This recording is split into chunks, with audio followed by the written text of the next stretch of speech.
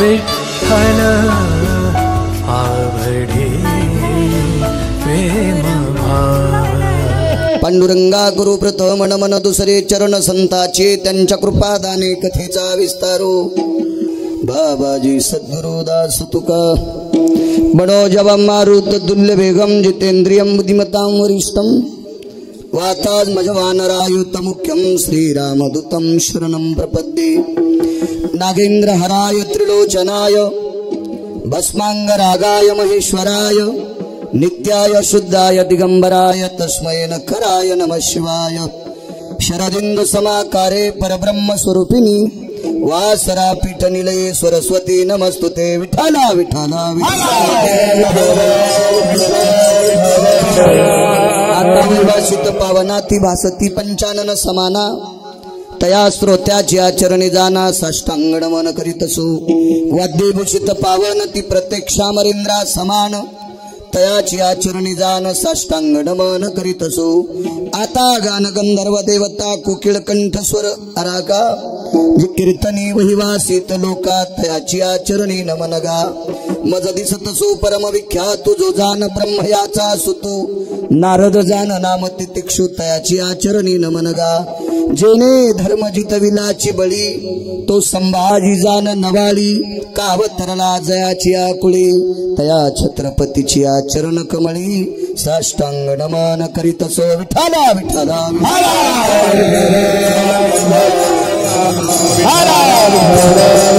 आता विलासिनी जे चातुर्यार्थ कला कामिनी ते श्री शारदा विश्वमोहिनी नमस्कारिणी मिया। नदी दिव्य गोदा तटीचा विलासी सदा प्रिय जो सज्जना वैष्णवासी जयावर्णिता प्रेमात्यंत चित्ता नमस्कार माझा श्री गुरु एकनाथा। ब्रह्मांडाचा धनी तो संती केला ऋणी म्हणून नाचे मागे मागे वाहे अंगे आपुलिया। प्रस्तुत प्राप्त प्रसंगी निवडलेला अभंग विश्वमान्य विश्वभूषण विश्वाधिकार विश्वप्रिय देवमान्य शास्त्रमान्य शांतीब्रह्म नाथबाबा यांचा प्राप्त प्रसंगी निवडलेला अभंग। विठाला विठाला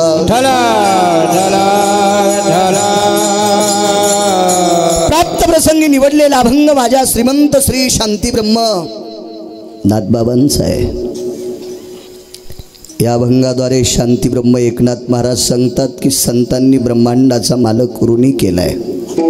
आवाज द्या दादा, देव तुमचं चांगलं करीन। वाढवा वाढवा आवाज वाढवा।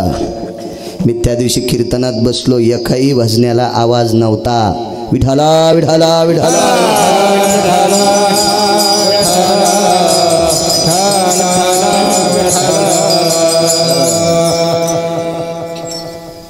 संतांनी जगाचा मालक ऋणी केलाय। ऋण या शब्दाचा अर्थ कर्ज।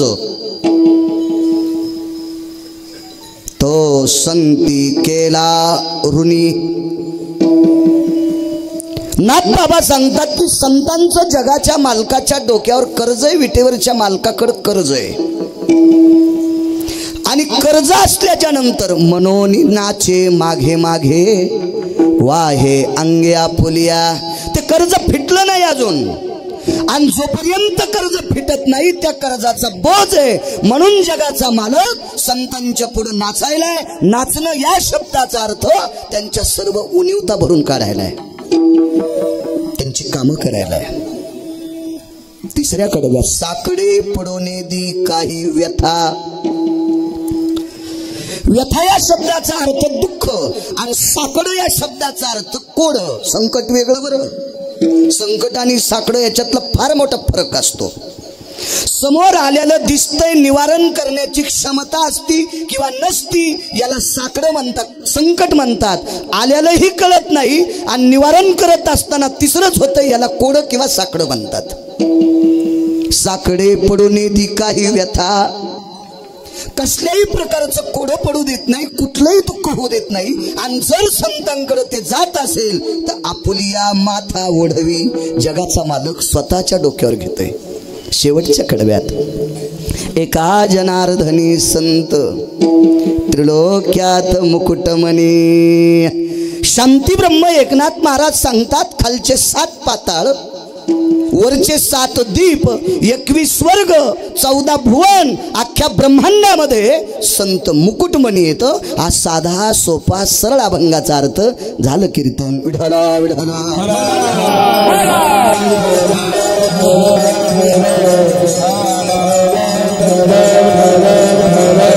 मोठ्या श्रद्धेने अट्टहासाने चालत असलेला हा समाधी उत्सव माझे सद्गुरू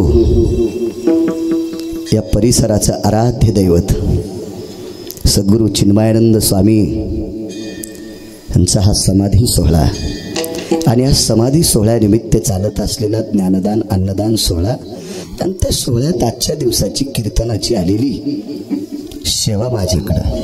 सगळी लोक सेवा मानतात म्हणून मी सुद्धा म्हणायलो, नाही तर खरं सेवा नाही. विठला विठला विठला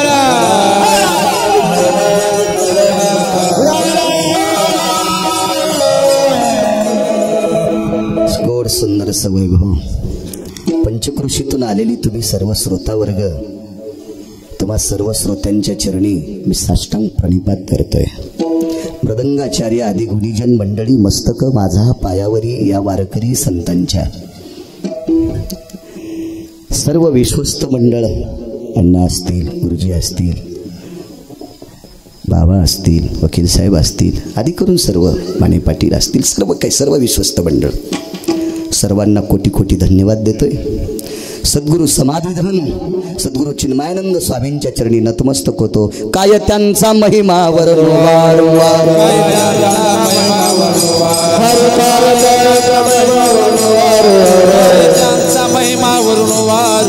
हरि भक्त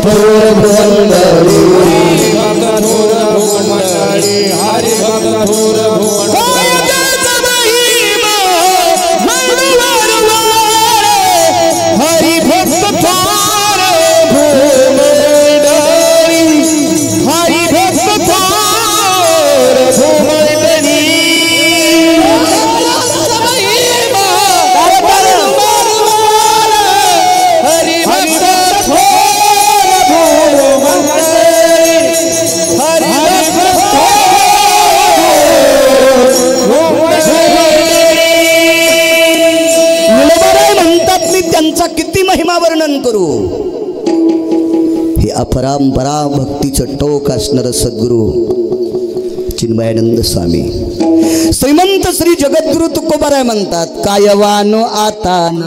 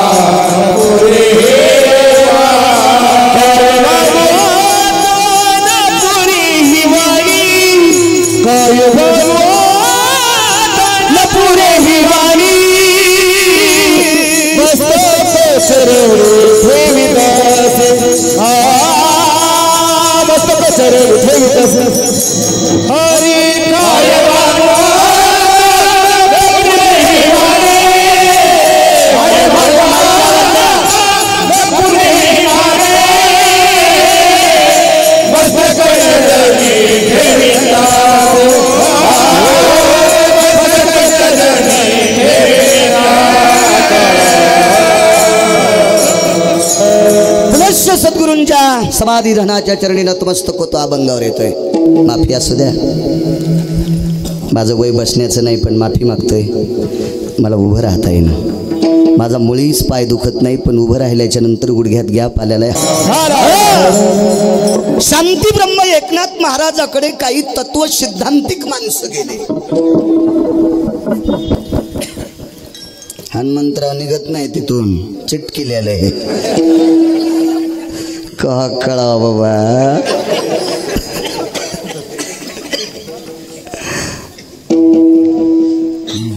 आता काकड्या पुस्तूर सोडायचं नाही.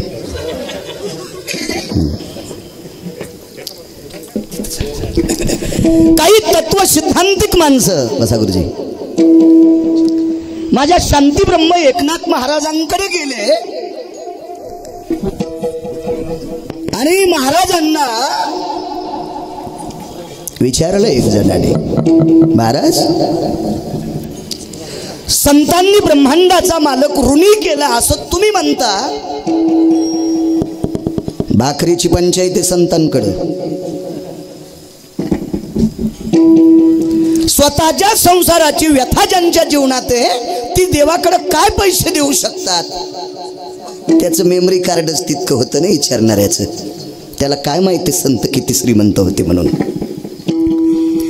शांती ब्रह्म एकनाथ महाराजांना त्यांनी प्रश्न केला, महाराज भौतिक श्रीमंतीचा जर विचार केला तर सर्व संतांमध्ये दिसणाऱ्या श्रीमंतीत तुम्हीच श्रीमंत होते रे.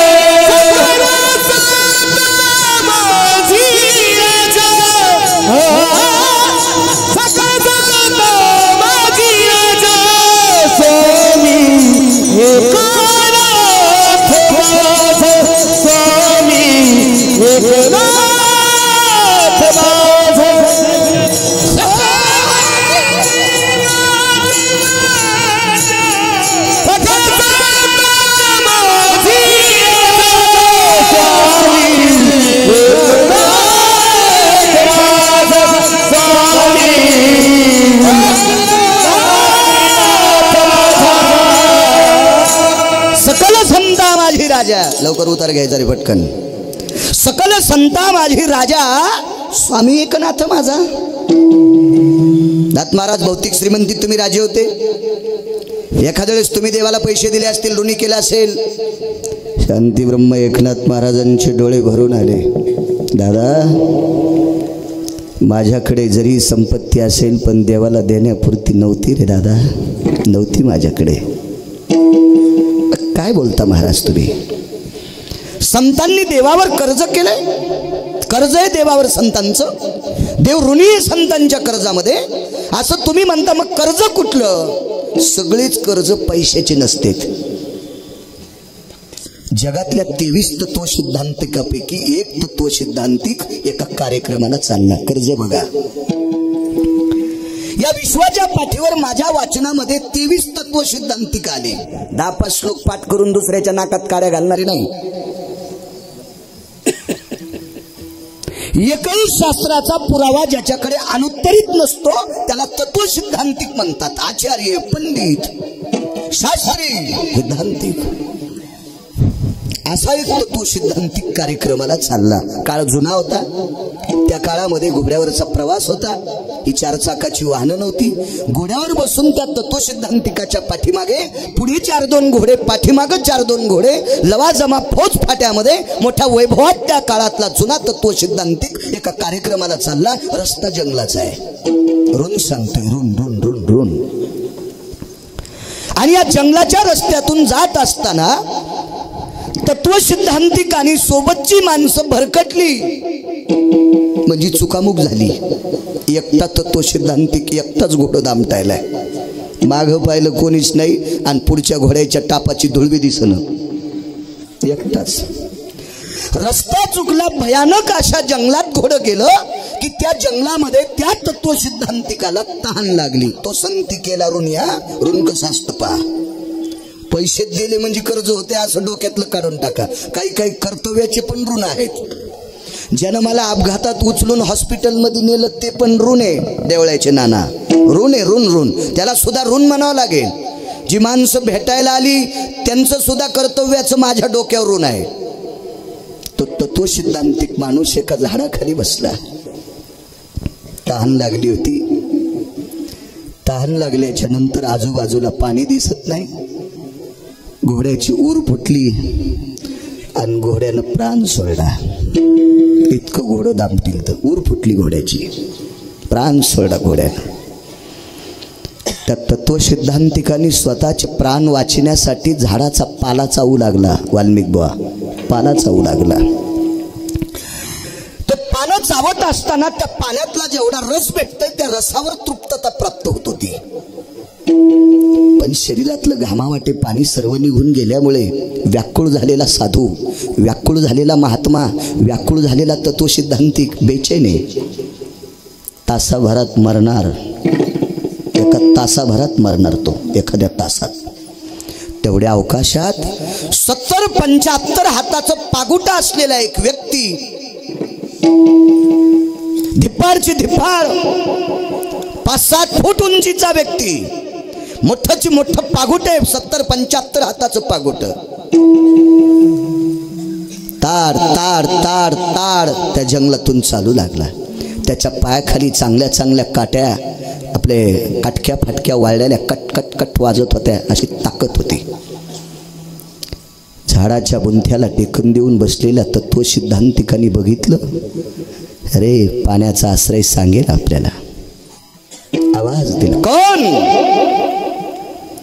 त्या व्यक्तीनं झाडाच्या बुंथ्याकडे बघितलं. खूप ठिकाणी गंध लावलेला व्यक्ती आहे, गळ्यामध्ये माळा येता, घामाघूम झालेला व्यक्ती आहे. डोक्यावरचा फेटा बगलात घेतला आणि त्या झाडाखाली त्या समोरच्या तत्व सिद्धांतिकाच्या चरणी नाक घासलं. कोणीतरी साधू दिसतंय. पंडितजी, आपण जी का बसला तिथं? दादा घोडं मेलं रे माझं, घोडं मेले. एक काम करा महाराज, तुम्हाला जिथे जायचंय तिथं मी पाठीवरनं घेऊन जातो. तत्व सिद्धांतिकानं सांगितलं, तशी तुझी ताकद भरपूर आहे, पण दुःख एका गोष्टीचं आहे, आता प्राण जातोय, पाणी प्यायचे रे. आवाज आवाज, पाणी प्यायचे, पाणी पाणी. त्या समोरच्या व्यक्तीनं सांगितलं, हाकेच्या अंतरावर एक विहीर आहे, हाकेच्या अंतरावर एक विहीर आहे, मी तिथपर्यंत तुम्हाला घेऊन जातो. चालता येत नसल्यामुळे त्या तत्व सिद्धांतिकाला या धिप्पाड व्यक्तीनं पाठीवर घेतलं आणि विहिरीच्या जवळ नेलं. पण नशिबाची कहाणी खोटी होती, पाणी काढण्यासाठी लवट नव्हता. तुझं घर कुठे? 1 तासभर जायला लागेल माझ्या पायानं आणि तासभर वापस यायला लागेल. तत्व सिद्धांतिकानं सांगितलं, 10-20 मिनिटं वाचण्याची शक्यता आहे. जीभ बाहेर येत होती. एक काम कर, मी गेल्याच्या नंतर याच वनातली लाकडं जमा कर आणि मला पेटून दे. कोल्ह्या कुत्र्याने माझं शरीर खाण्यापेक्षा अग्नीमध्ये माझं शरीर समर्पित कर. तुझे उपकार माझ्या डोक्यावर राहतील. पण तो माणूस हुशार होता. त्यानं सांगितलं, महाराज तुम्ही फक्त पाण्या वाचून मरतात ना, मी तुम्हाला पाणी देतो, पण तुम्हाला पटतं का नाही ते सांगा. कसं देशील पाणी? माझ्याकडे 75 हाताचं पागुट आहे आणि विहिरीत पाणी 50 हात खोल आहे, म्हणजे 75 फूट ना. आणि माझ्याकडे 75 हाताचं पागुट आहे आणि विहिरीचं पाणी फक्त 50 हातच खोल आहे, 25 हात पागुट शिल्लक आहे.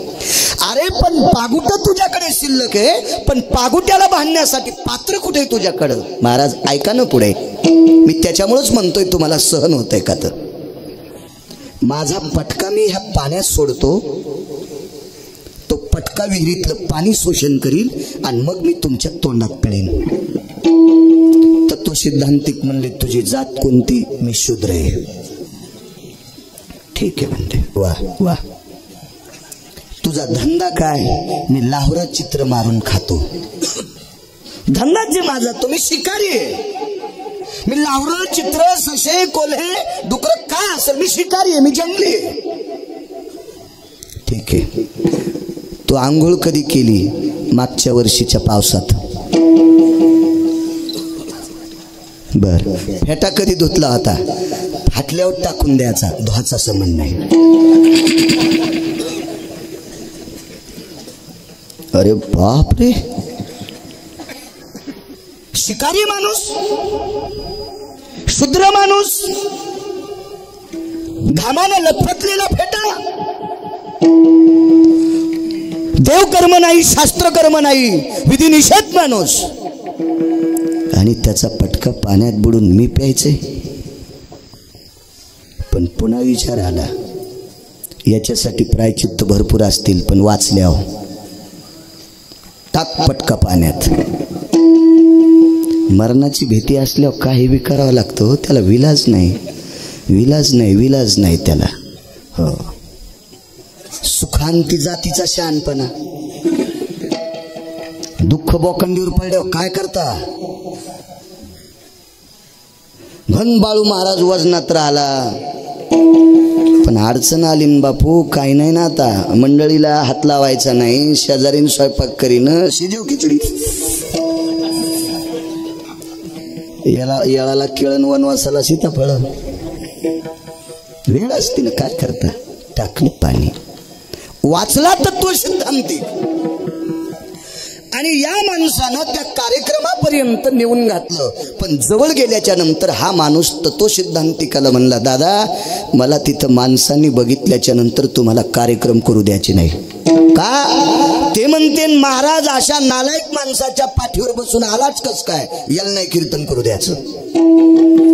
तो इतका वाईट आहे लोकांच्या दृष्टीनं. अलीकडच्या कडेला सोड जा आता चलत. कार्यक्रम आटपला, लाखो लोक महाराजासाठी वाट बघत होते. सुंदर कार्यक्रम झाला. आणि त्या काळात महाराजांचा सन्मान करण्यासाठी फेटा, वस्त्र आदी करून काय असतील ते सन्मानाचं साहित्य आणलं. महाराज तुमचा सन्मान करायचा. महाराजांनी सांगितलं, तुम्हाला जर माझ्यावर श्रद्धा असेल तर एकच काम करा, या जंगलात एक मोठ्या फेट्यावाला माणूस होता, त्याचा सन्मान करायचा. ते लावरं चित्र खाणार आहे, असू द्या रे. माझ्या वक्तव्याने तुम्हाला समाधान वाटतंय, तुम्ही मला चांगलं मानता, तुमच्या अंतःकरणात माझ्याविषयी गोडशी जागा आहे हे माझ्या लक्षात येते. पण तुम्ही मला मानताना मी वाचलो असेल तर त्याची कृपा आहे. तो जर मला भेटला नसता ना, मी वाचलो नसतो. लोक म्हणले या पेट्यानं केलंच काय असं? अरे पाण्या वाचून मरत होतो, त्यानं पाणी पाजलंय. चला, किती मोठं ऋण होतं. पैसे दिले का त्या माणसानं त्या महाराजाला? नाही, पण प्राणदान दिलंय. हे ऋण आहे, ऋण. आणि ऋण माणसाकडे असलं की त्या ऋणाच्या लाजकाज माणूस नाचत असतो. एक जणांन पोरीच्या लग्नाला पैसे उसने घेतले.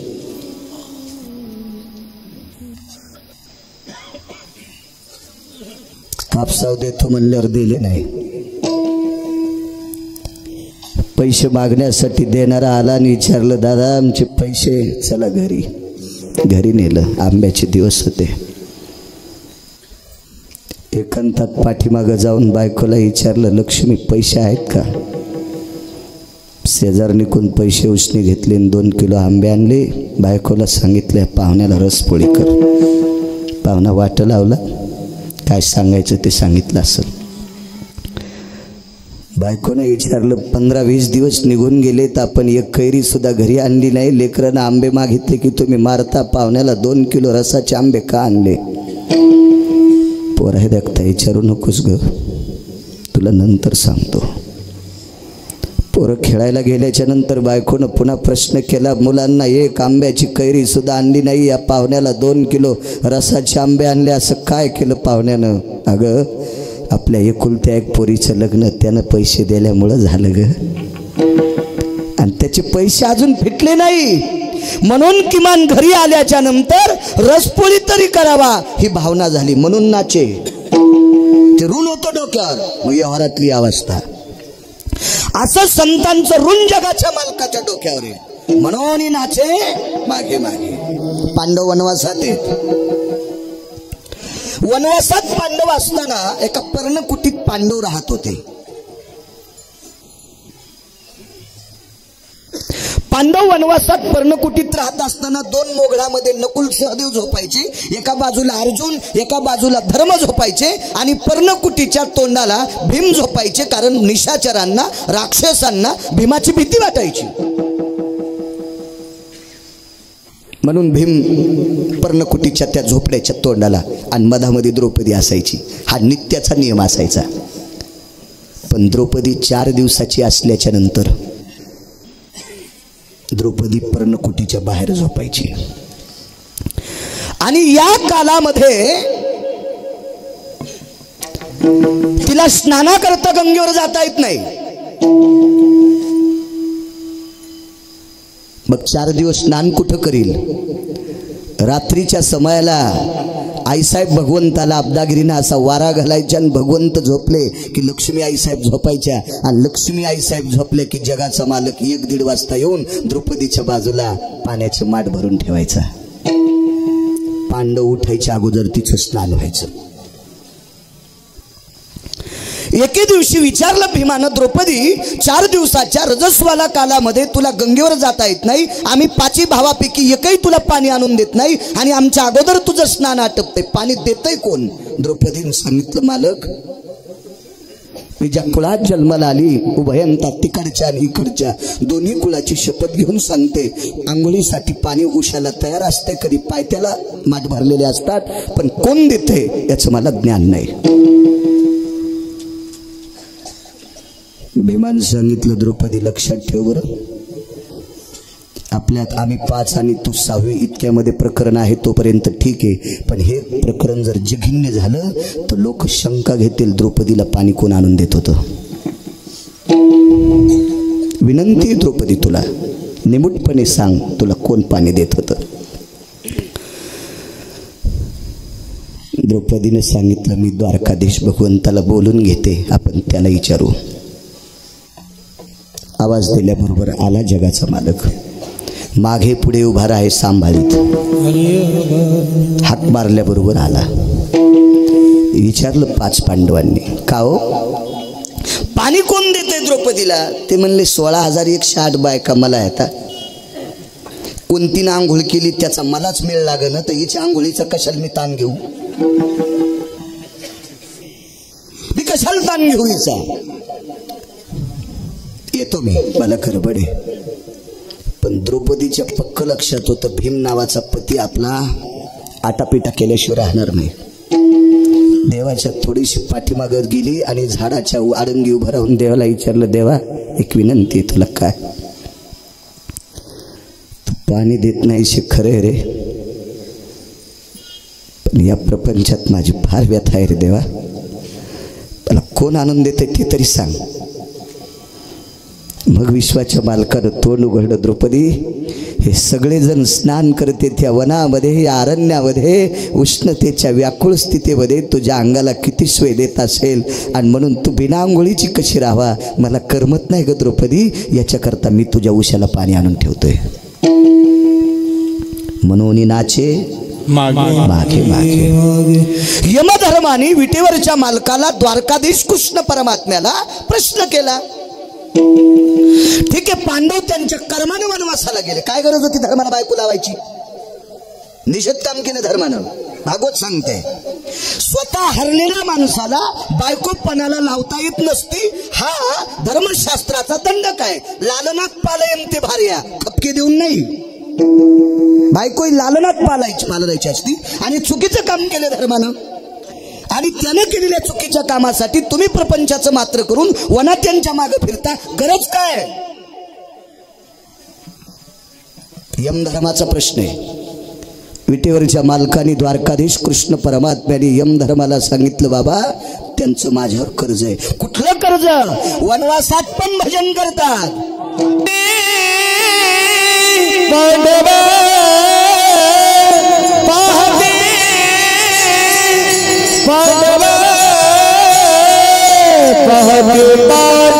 अखंड वनवासी, पांडव अखंड वनवासी,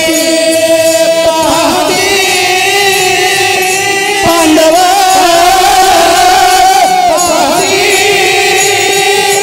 पांडव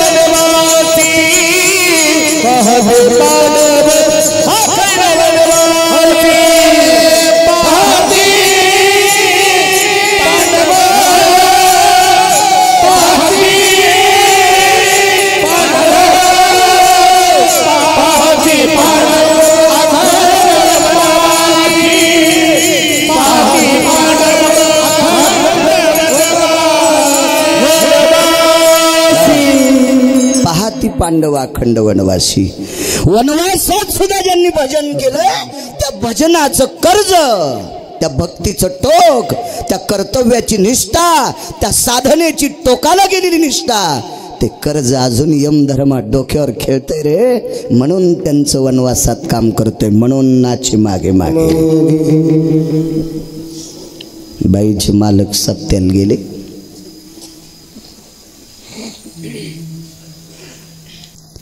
सप्त्यात काय काम करायचं वाल्मिक बाईच्या मालकाने. तुम्ही आम्ही सगळे जेवल्यावर पत्रावळ्या उचलायच्या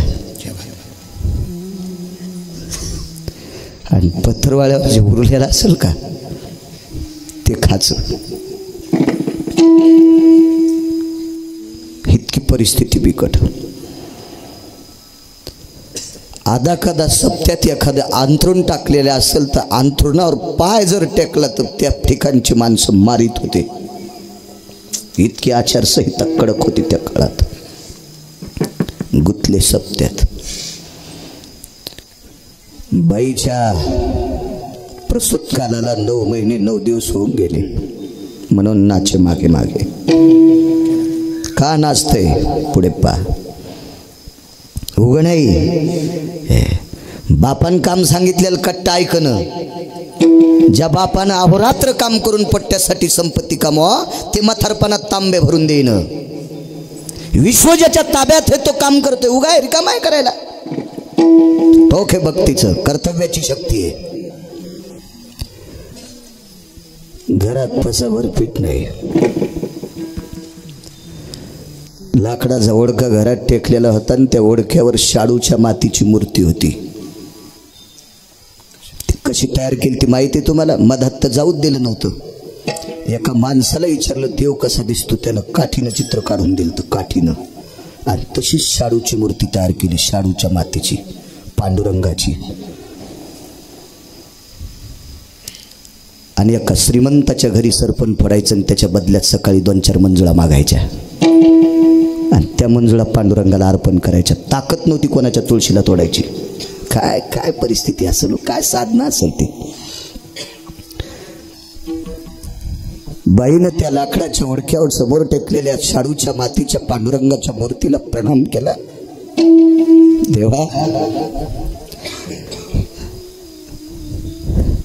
लग्न झाल्यावर काही दिवसाला माय मेली रे देवा. देवा बाबा गेले रे. रक्ताच्या नात्यातलं जवळचं कोणी नाही रे देवा. निष्ठावंत वारकऱ्याची पत्नी झाली, त्या वारकऱ्याचं अख्खं जीवन तुझं भजनासाठी गेलं रे देवा. पण त्याचं बीज, त्याचं रक्त पोटात वाढतंय रे.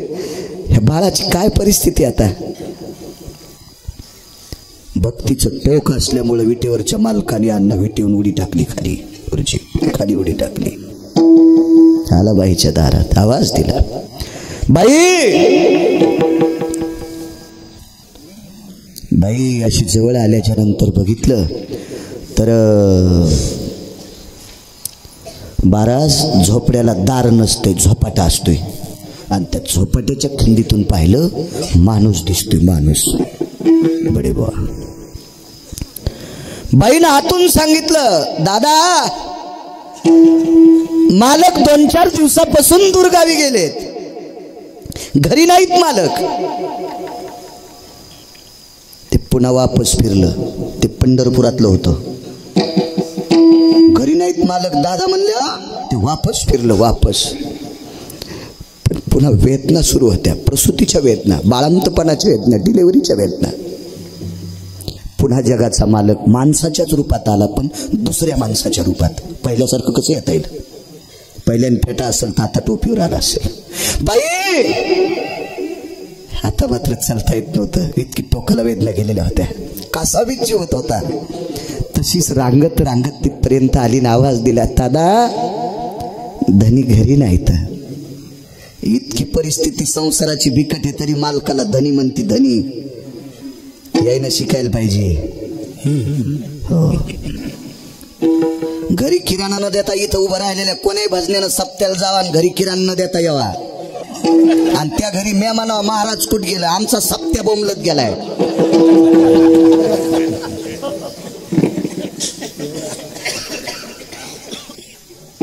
प्रसूतीच्या वेदना, पसाभर पीठ नाही घरी, ही परिस्थिती डोंगरासारखे दुःख अंगावर कोसळलंय. दादा धनी दूरगावी गेले होते. धनी शब्द मी अजून नाही ऐकला. कोणतीच बाई मही मला म्हणत नाही. हो मही मला अजून नाही धनी म्हणली. कशाला सोंबाळ्या का पाण्याच्या, तुमचं कशाला इचकायचं, आमचाच बाजार पांगलाय. तो बाईन मालकाला मानलं पाहिजे.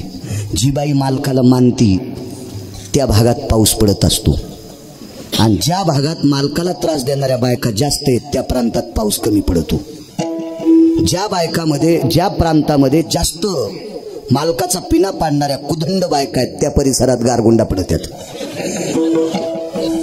गळ्यात शपथ, कोणाला जर पाहिजे असेल पुरावा तर श्लोक देतो. फट फट फट फट फट फट. माझ्या काय गोळ्या संपल्यात का काही बघायला? हे वाचल्याशिवाय बोलत नाही, कोणाचं ऐकून तर कधीच सांगत नाही. विठाला विठाला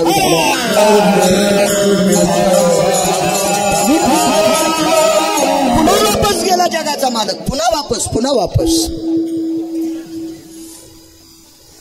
देवाच्या लक्षात आलं प्रसूतीच्या वेदना चालू आहे. आपण जरा घेतलं रूप, पण तरुण माणसाचं घेतलं, जगजग म्हाताऱ्या माणसाचं रूप घेतलं. बाई लोळत लोळत तिथपर्यंत आली. पाहिलं खिंडीतून गालाच्या झुरळ्या लोंबलेला वयस्क म्हातारा आहे. आवाज जायचा नाही म्हणून जोरात आवाज केला, दादा धनी घरी नाही. तर वापस गेलो पुन्हा पंढरपुरातलं. विचार करते इतकी हिला अडचण असताना ही मध्ये काय येऊ देत नाही. आणि मग त्याने विचार केला हिला अडचण आहे, पण स्त्रीची अडचण आहे. आता गरज कोणाची? बाईची गरज आहे, पुरुषाची गरज नाही. हिला बाई पाहिजे. आणि मग विटीवरच्या मालकानं काही सेकंदात साडी नेसली. काही सेकंदात. इकडं तर काय सांगितलं, स्त्रीचा वेध जर घेतला तर तिसऱ्या जन्मामध्ये हिजडा होईल. नाचे जो कोंबडा, हो तो तिसऱ्या जन्मात हिजडा होईल गुरुजी, असा पुरावा आहे. जगाच्या मालकानं साडी नेसली. एका बाईच्या सुनाला लय दिवसाला देव पावला, आणि सून गरीबाच्या घरची होती, पण काम लय करीत होती. एक सून श्रीमंताची आणि एक गरीबाची. श्रीमंताची सून आली की सासूला 150 रुपयाचा पीस आणत होती. सासू तिलाच म्हणायची बबे बबे बबे. ही गरीब म्हणली, बाई आता मायरातली गरीबी आहे, पण आत्याबाई तिला बबे बबेच करतात. शेजाऱ्यांनी सांगितलं तिच्यापेक्षा तुला जीव लावायचं करायचं का? म्हातारी झोपली की हातपाय दाबी जाय, बबलीगिरी चुलीत. म्हातारीचे हातपाय दाबले की सासू पुन्हा बबी म्हणलीच नाही, घाल तू आपलीच चुलीत तिकडं. सेवा करायली नाही, किंमत असते शक्तीला, कर्तव्याला किंमत असते. लय दिवसाला देव पावला, बाळणपणाचा काळ जवळ आला,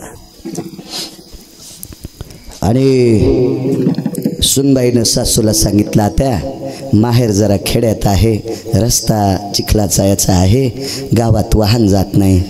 मला वाटतंय आईबापाची गरिबी आहे माझ्या, एवढं बाळात पण इथंच करा. सासून सांगितलं, कशाला ताण घेते तू? लोकाच्या भुरक्या कुठून दळणं नेसून लोकाचे धुणे भांडे सडा सारवण करून त्याला ट्युशनला पैसे दिले, तो सक्का दिले, आणि जिल्ह्यातला 1 नंबरचा गायनिक आहे. गायनिक म्हणजे डिलिव्हरी तज्ञच ना. हा, स्त्री रोग. मी ऐकून हुशार झालो, नाही तर शिक्षण तर 7वी जन्म, पण मला काही इंग्रजी शब्द थोडे कळाले, फिरल्या होता माणूस हुशार. जिल्ह्यात 1 नंबरचा गायनिक, स्त्रीरोग तज्ञ, प्रसूती तज्ञ. आणि सखादी रे, तुझ्या मालकानी वळहाया रचल्या, बराशी खाल्ल्या, गटार उपसिली लोकांचे, आणि जे पैसे मिळतील हमाल्या केल्या शहरात जाऊन, आणि जे पैसे मिळतील ते ट्युशनला त्याला दिलेत. म्हणून तर जिल्ह्यात 1 नंबरचा डॉक्टर झाले. आपल्या घरच्या दवाखान्यात बाळंतपण करायचं. वेदना सुरू झाल्या, गाडी आली, डॉक्टरला निरोप गेला, गाडी पाठवली, मोठी VIP 5-50 लाखाची गाडी. बाई हॉस्पिटलमध्ये दाखल झाली, पण प्रारब्धाची गती, पगारवाढीचा संप. एकटंच डॉक्टर दवाखान्यात मारायले, एकही ढवळ्या कपडेवाली नाही. तिला काय म्हणते? नर्स. एक सुद्धा नाही. ऑपरेशन थिएटरमध्ये बाईला घेतलं आणि डॉक्टर आईकडे आले ना आईला सांगितलं माई एक काम कर, बाजूच्या कॉलनीमध्ये माझ्या इतकाच माझा मित्र विद्वान आहे, आपल्या कोणी 1 रुपया घेणार नाही, मी चिठ्ठी लिहून देतो, वहिनीला त्या दवाखान्यात न्या. आईनं डॉक्टरचे खांदे धरून हालिलं, बाळ्या तुला एक आठवते, तुझ्या बाबाने आणि मी काही जरी प्रयत्न केले तरी तू डॉक्टर होऊ शकत नव्हतास, तुला लोकांची शेण काढावं लागलं असतं. पण बाळा, अरे हिनं जीवाचं रान केलं रे, रान केलं. आणि तुला ट्युशनला पैसे दिले, खोली भाड्याला पैसे दिले, वाटेल त्या गोष्टी, तुला चांगल्या कपड्यासाठी पैसे दिले. अरे तिनं शिवलेलं लुगडं घातलं रे, 4-4 थिगळाचं लुगडं घातलंय तिनं. तिच्या ऋणातून मुक्त होय बाळा, तिचं बाळांतपणे.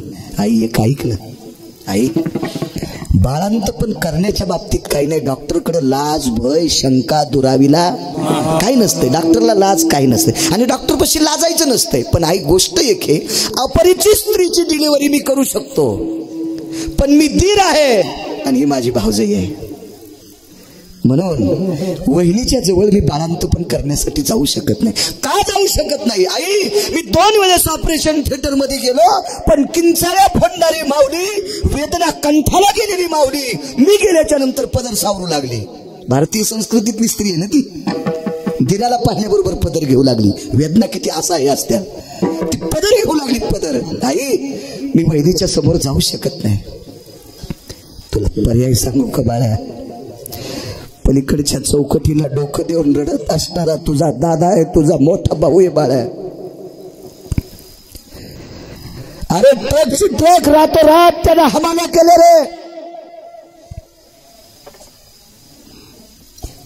डाळीचे पोते उचलीत असताना घरी भाकरीला आलं नाही रे. हमाली करता करता हरभऱ्याची मुठमुठ डाळ तिथंच त्यानं खायची. दुपारच्या डब्याची सुद्धा काळजी न करता ट्रकची ट्रक हमाल्याचे पोते उचलले रे, पोते उचलले, एक एक ट्रक.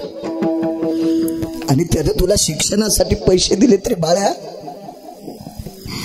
त्याचं रक्त हिच्या पोटात वाढतंय. या 2 जीवाचं कर्ज तुला डोक्यावरचं खाली करायचं असेल तर तिची डिलिव्हरी कर. आई मी डॉक्टर आहे, तुझा मुलगा आहे, तुला खोटं बोलू शकत नाही. वहिनी माझ्या समोर नाही थांबू शकत, मी वहिनीच्या पुढे जाऊ शकत नाही. का? मी पुरुष आहे.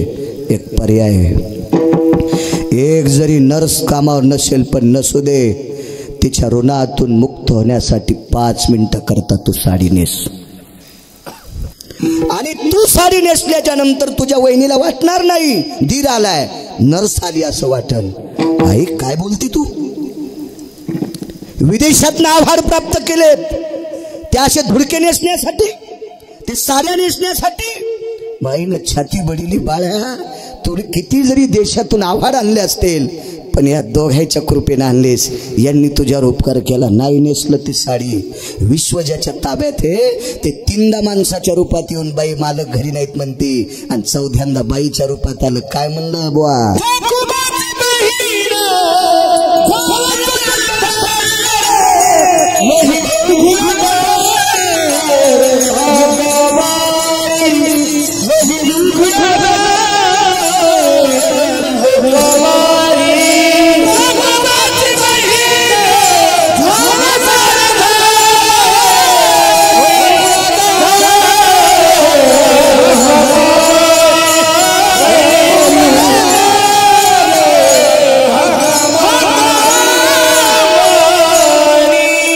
ब्रह्मांडाचा मालक बाईच्या रूपात. वहिनी दार उघडा, उघड दार. कृपा कटाक्षी न्याहाळले. पाहिल्याबरोबर 2 जीवाचा निवाडा झाली बाळांती. यमधर्मन प्रश्न केला, देवा अरे माय बाळातपणाला कटळायली, आवाज द्या ना दादा. द्या द्या द्या, चांगलं करीन तुमचं. 11 वाजूस तरच द्या, मी कशाला करू जास्त, आहे का नाही? आजही दुपारा घंटाक 6 गाव आरडलो. साल सोड बाबा, पुढे गेल तर सहज ती स्वामीची सेवा. यमधर्माने प्रश्न केला, हे प्रभो, मोठ्या आनंदाने माय लेकीचं एक बाळातपण करत, ते अति आनंदानं, थोड्याशा अल्प आनंदाने दुसरं. तिसरं अर्ध्या आनंदाने, आणि चौथ्या वेळेस माय म्हणती बबे मथऱ्यान पण माया जीवाचा पिना पाडा बाई, काय सांगायचं बबे, अख्खं आयुष्य गेलं हळदीच्या अंगण आले तेव्हापासून किती काम करते, माझ्या जीवाचा पत्रा केला बबे, पत्रा केला सासू सासऱ्यानं, आणि त्या बापान माया किती किती किती किती हाडं भाडं घेतलं बबे, आणि आता तू चौथं बाळांपण सुद्धा मलाच करायला लावतीस, मग हातपाय मोडे बबे. माय म्हणती माय, माय म्हणती माय माय माय. याच्या पलीकडे सांगू तुम्हाला, द्या आता घरी पाणी येत म्हणून असू द्या. पूर्वी नदीवर बायका धुणं धुवायला जायच्या, बायका नदीवर धुणं धुवायला गेल्याच्या नंतर ज्या घरी बाळंतीण झाली त्या घरची बाई उताराच्या खाली धुणं धुत होती, कारण तिनं ज्या दगडावर धुणं धुतले त्या दगडावर गावातली कुठलीच बाई धुणं धुत नव्हती, कारण बाळा त्याचा वासच लय खास येतो ना, फारच सुंदर वास येतो बाळा त्याचा. वा वा वा, ज्याला कधीच मळमळ होत नाही त्याच्या तोंडाला बाळात लावायचं, 1.5 महिना उलटी सुरू, इतकं बाळांत खराब तेव्हा होते बाळ. मला वाटतं आता बाळांती कालांतराने इकत घ्यावं लागतील. ह्या कॉटनचं लुगडं नेसणाऱ्या म्हाताऱ्या एकदा मेल्या की या पॉलिस्टरच्या साड्याचे बाळा ते होत नाहीत, मेडिकलवर लिहितील, इथे बाळांती मिळतील. जुन्या बायकांच्या कपड्याचे लुगड्याचे बाळांते असायचे, आणि ते बाळा ते 27 दिवस त्यानं धुतले. 27 दिवस यमधर्म म्हणत होते. देवा काय वाटतं का हो तुम्हाला? देवाने सांगितलं मुकाट्या बस. अहो देवा मी मुकाट्याच बसतो, तुमच्याशिवाय मी कोणाचं ऐकतो का? मी तुमचा सेवक आहे, पण मला दुःख वाटतं मालकानं मालकाच्या वजनात राहावा. आहेत ना तुमच्या इथं गडी, मग काऊन शेण काढायले? वजनात राहा ना मालकानं. अहो काय गरज आहे तुम्हाला बाळांपण करायची, आणि शिवाय शूद्राच्या बायकोचं? ब्रह्मांडाच्या मालकाचे डोळे भरून आले, यमधर्माला सांगितलं, यमधर्मा अरे जिवंतपणी किती भजन केले हे सोडून दे. अंत्यविधी झाल्यावर पेटिल्याच्या नंतर त्याचे हाडं इठ्ठल इठ्ठल म्हणत होते. हाडं सुद्धा हाडं सुद्धा हाडं सुद्धा. अरे ते विठ्ठल विठ्ठल म्हणणारे हाडं पाहिल्याच्या नंतर लक्ष्मीच्या कानाला आस्ती लागल्याच्या नंतर लक्ष्मी मूर्छित अवस्थेत पडली होती. एकदा आस्ती आणायला नामदेवराय गेलते रे. नामदेव आस्ती आणल्या पारखोणी, नामदेव आस्ती आणल्या पारखोणी, घेतसे छत्रपती पितांबरी, घेतसे छत्रपती पितांबरी, नामदेव आस्ती आणल्या पारखोणी,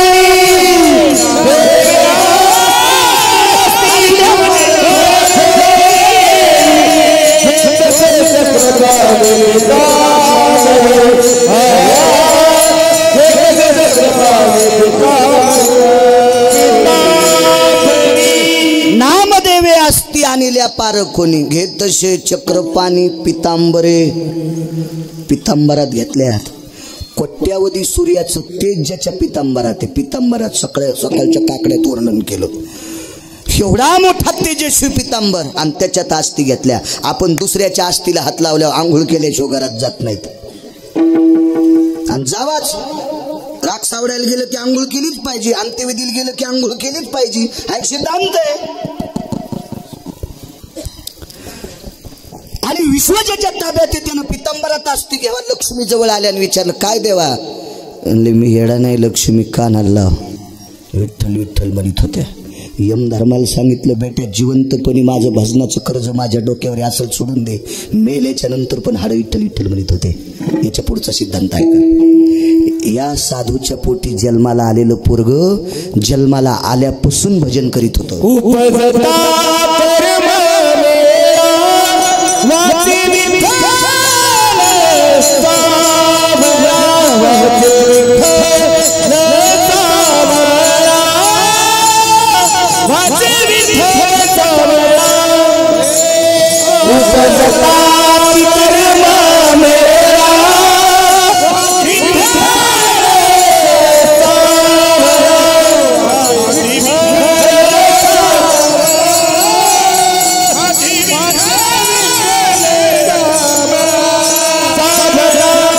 उपजताची कर्म मेळान वाचे विठ्ठल सावळा. जन्माला आले आपण अण्णा रडत होत, त्या त्या क्या क्या करतो, पण हे जन्माला आल्यावर बाबा त्याच्या जिभेच्या शेंड्यावर विठ्ठल नाव गोंदलेलं होतं. या भक्तीचं कर्ज माझ्या जगाच्या मालकाच्या डोक्यावर. मनोनी नाचे मागे